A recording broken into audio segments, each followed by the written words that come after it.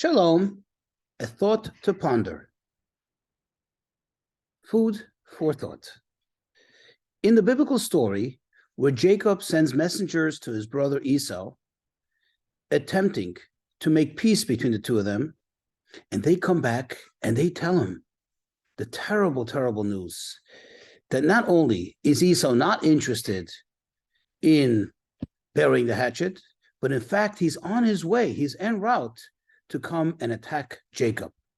If you look in Genesis, in chapter 32, verse 8, it says, Jacob became very frightened, and it distressed him.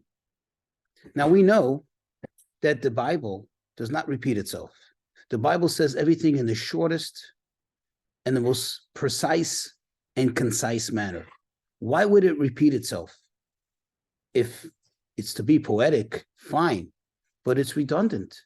If he's frightened, he's obviously distressed. Well, the sages of the Talmud tell us that indeed these are two separate things. He was frightened that, God forbid, maybe somebody in his camp, or perhaps himself, will be hurt. But he was also distressed because he knew that he is going to fight back. In fact, a very fundamental principle in God's rules, in the Torah rules, is that one has to, not only is one allowed to, but one has to defend oneself.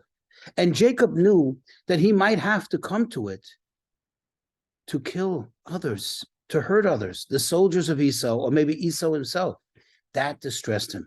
You see, a good person, even when they're doing that which is right, but if it involves pain to another, a good, decent person gets distressed by it.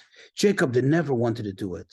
In other words, even when one has to fire a shot to defend oneself in self-defense, one is not happy about it. One does not glee. One does not gloat. One is distressed by it. In fact, we find in society that if an officer, a police officer that is, has to discharge the firearm, they actually are put on lighter duty for a while until they can get to grips with it, until they can deal with it, whether it's going through the psychology of it, whether it's going through the psychiatric issues of it, because a normal good person does not enjoy having to hurt someone even when it's justified.